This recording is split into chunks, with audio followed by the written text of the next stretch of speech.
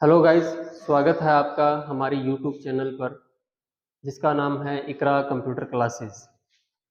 आज की क्लास में हम कुछ मात्राओं की बात करने वाले हैं। किसकी?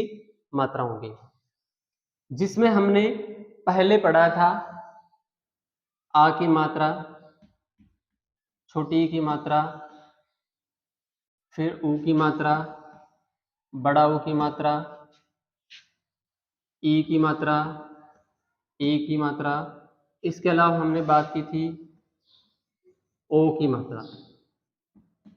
इन चीजों के बारे में हमने अब तक पढ़ लिया है।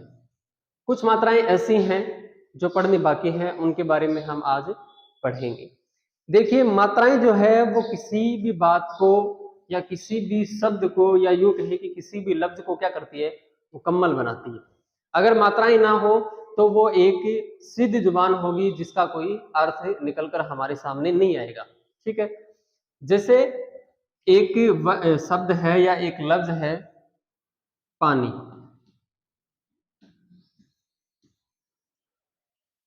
अब अगर इनमें, इस शब्द में या इस लफ्ज में मात्राओं की जो मिकदार है या मात्राएं हैं उनको हटाकर क्या है, ऐसे ही लिख दिया जाए इसको पै और न,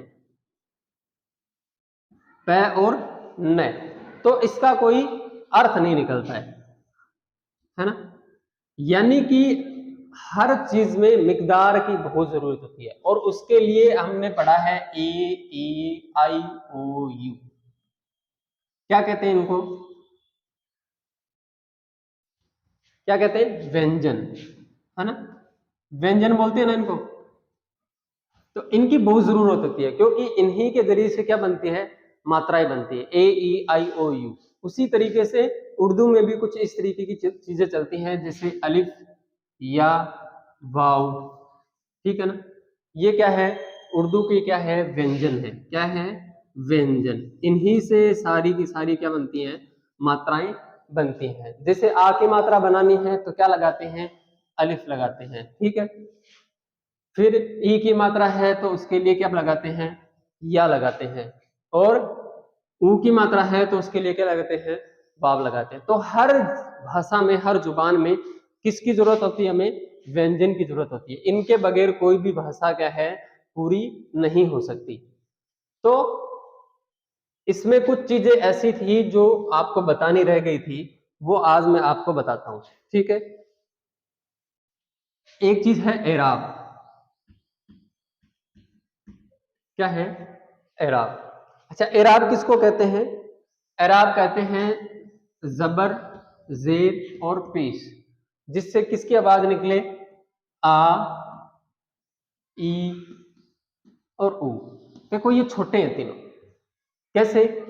अलिफ के ऊपर जब हम जबर लगाते हैं, बा के ऊपर जबर लगाते हैं, ता के ऊपर जबर लगाते हैं, सा के ऊपर जबर लगाते हैं, जिम के ऊपर जबर लगाते हैं। जब इन चीजों के ऊपर जब हम जबर लगाकर इसको पढ़ते हैं तो हम इनको कैसे पढ़ते हैं? कैसे पढ़ते हैं? अलिफ जबर आ, बा जबर बा, ता जबर ता, सा जबर सा, जिम जबर जा। ऐसे ही पढ़ते हैं ना। कभी ऐसा नहीं पढ़ा अलिफ जबर आ, बा जबर बा, ता जबर ता, सा जबर सा, जिम जबर जा। कभी खींच कर पढ़ा है क्या आपने? नहीं, क्योंकि इस जबर का जो दायरा है वो इतना ही है कि हम उसको क्या पढ़े, थोड़ा हल्का पढ़े। अगर इसको खींचकर हमने पढ़ लिया तो हमारा पढ़ना क्या हो गया, गलत हो गया, है ना। तो हर चीज का अपना एक तरीका है। मैंने आपको बताया कि अलिफ जबर आ, बा जबर बा, ता जबर ता, सा जबर। जैसे बच्चे पढ़ते हैं अलिफ जबर आ, बा जबर बा, ता जबर ता, सा जबर सा, जिम जबर जा। क्यों पढ़ते हैं? क्योंकि उनको इस तरीके से सिखाया जाता है, लेकिन वो उस चीज पर गौर नहीं करते, क्योंकि वो बच्चे होते हैं और उस चीज को क्या है, जल्दी से खत्म करने के चक्कर में रहते हैं। आपने क्या करना है, इस तरीके से पढ़ना है कि उसकी जो, उसका जो भार है ना, वो उतना ही रहे जितना डिसाइड किया गया है, उससे ज्यादा ना हो। अब अगर मान लो इससे आगे हम लिखते हैं अलिफ जेर ई, बा जेर बी, ता जेर ती, सा जेर सी और जिम जेर जी। तो इसको भी ऐसे ही पढ़ेंगे, अलिफ जेर ई, बा जेर बी, ता जेर ती, सा जेर सी, जिम जेर जी। इसको भी हम खींच कर नहीं पढ़ते, अलिफ जेर ई, बा जेर बी, ता जेर ती, सा जेर सी, जिम जेर जी। क्यों? क्योंकि इसका जो वजन है, इसका जो भार है वो फिक्स किया गया है, इससे आगे ये नहीं बढ़ सकती। फिर है अलिफ पेश उ, बा पेश बू, ता पेश तू, सा पेश सू और जिम पेश जू। इसको कैसे पढ़ेंगे? अलिफ पेश उ, बा पेश बू, ता पेश तू, सा पेश सू, जिम पेश जू। इसको हम भी खींच कर नहीं पढ़ सकते। अलिफ पेश उ, बा पेश बू, ता पेश तू, सा पेश सू, जिम पेश जू। इस तरीके से नहीं पढ़ सकते, क्योंकि ये क्या है? एराब है। क्या है? एराब। और एराब की जो अलामत है वो क्या है? आ ई उ है, और वो भी कौन सी? छोटी आ ई उ। कौन सी? छोटी, है ना? तो एराब किसको कहते हैं? ऐसी अलामत जिससे कौन सी आवाज निकले? आ ई उ की आवाज निकले, वो क्या कहलाती है? एराब कहलाती है। अब इसके आगे एक चीज और है, यही जब डबल हो जाए, यानी जबर है वो दो हो जाए, जेर जो है वो दो हो जाए, पेश है वो दो हो जाए, तो इनको क्या बोलेंगे? बताइए आप, सोचें कि अगर जबर जो है वो किसी चीज पर कितने लग जाए? दो लग जाए। जेर है वो किसी चीज पर कितने लग जाए? दो लग जाए। पेश है वो किसी चीज पर कितने लग जाए? दो लग जाए। तो अब इनको हम क्या बोलेंगे? बताइए। इनको बोलते हैं तनवीन। क्या बोलते हैं? तनवीन बोलते हैं। क्या बोलते हैं? तनवीन। अच्छा, इसकी तारीफ क्या है तनवीन की? तारीफ का मतलब परिभाषा। क्या? परिभाषा। इंग्लिश में बोले तो डेफिनेशन। तनवीन की परिभाषा क्या है? तारीफ क्या है? तनवीन की जो तारीफ है वो ये है कि ऐसी अलामत जो किसी भी चीज पर लगने के बाद उससे इस तरीके की आवाज निकाले। किस तरीके की? अन, इन और उन। किसकी आवाज निकाले? अन, इन, उन। अब कुछ बच्चे जो हैं वो कैसे पढ़ते हैं इसको? अलिफ दो जबर आ, अलिफ दो जेर ई, अलिफ दो पेश उ। नहीं, ये गलत है। तनवीन की एक खासियत है कि वो कैसी आवाज बनाती है? अन, इन और उन की आवाज बनाती है। किसकी बनाता है? अन, इन और उन की। जैसे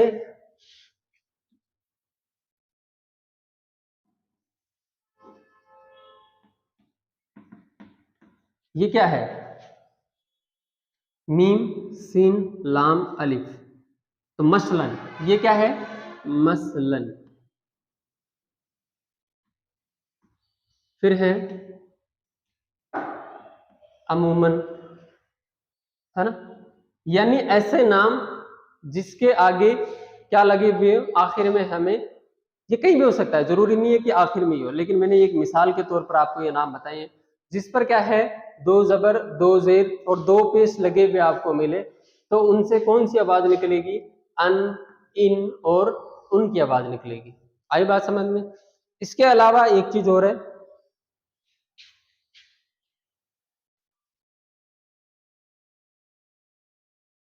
एक वाव है। क्या है? वाव, जिसको हम क्या बोलते हैं? वाव अतफ बोलते हैं। क्या बोलते हैं? वाव अतफ।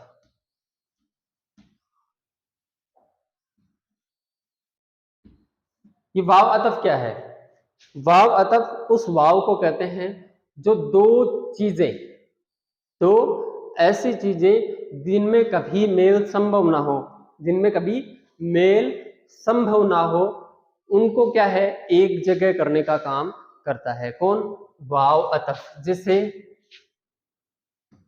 मैंने एक नाम लिखा, जमीन आसमां। अब देखो, जमीन यहां नीचे है और आसमान वहां ऊपर, दोनों में कोई मेल नहीं है, ठीक है ना? लेकिन इन दोनों को ये क्या करता है? एक जगह करता है, जमीन व आसमान, है ना? औरत व मर्द, ठीक है। फिर उसके बाद दोस्त व दुश्मन, ठीक है।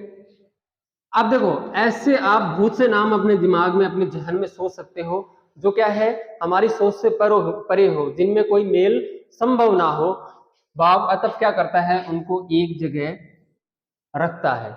जमीन व आसमान, तो ये क्या है, वाव अतफ है। औरत व मर्द क्या है, वाव अतफ है। दोस्त व दुश्मन क्या है, वाव अतफ है। यानी ऐसा वाव जो क्या करे, दो ऐसे शब्दों को, दो ऐसे लफ्जों को एक जगह करे जिनमें कोई मेल मुमकिन ना हो, संभव ना हो, वो वाव क्या कहलाता है, वाव अतफ कहलाता है। ठीक है, बात आई समझ में। उसके बाद एक अलामत मैं आपको और बताता हूं।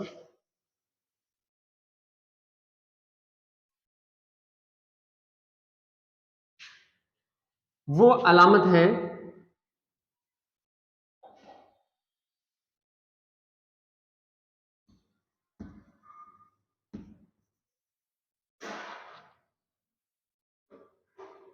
ये, इसको हम क्या बोलते हैं, बताइए। इसको बोलते हैं मद। क्या बोलते हैं, मद। ये है, इसको क्या बोलते हैं, जज़म।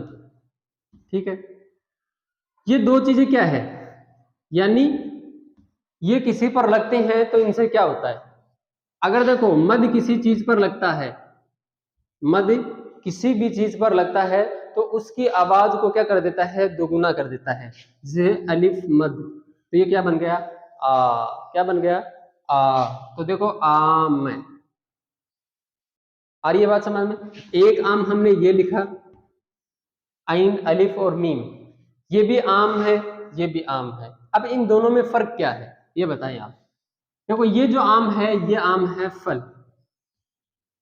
क्या है, फल है। और ये जो आम है, ये क्या है, आम। जैसे मान लो कि कोई सादा इंसान, आम इंसान, ठीक है ना, आम बात। ठीक है, हमने कहा कि वहां पर उस जगह झगड़ा हो रहा है, तो सुनने वाला क्या कहेगा कि वो तो आम बात है, वहां तो होता ही रहता है ऐसा। ठीक है, और जजम, जजम क्या काम करता है, जजम वो अलामत है जो किसी भी हरूफ पर लगने के बाद उसको क्या कर देता है, आधा कर देता है। देखो उर्दू में क्या होता है, थोड़ा सा हिंदी से अलग सिस्टम है। जैसे हमने नाम लिखा हमद, क्या लिखा, हमद लिखा, लेकिन जब इसको हम उर्दू में तब्दील करेंगे, बदलेंगे, तो क्या होगा, हे मीम और दाल।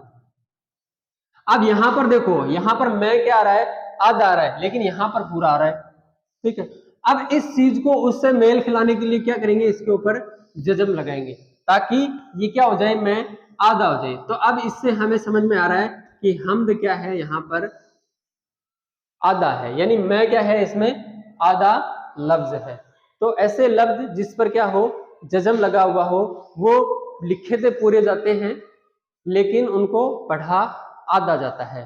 तो ऐसी अलामत जो है उसके बारे में हम अगली क्लास में और ज्यादा तरीके से पढ़ेंगे। आज की क्लास यहीं खत्म होती है। शुक्रिया।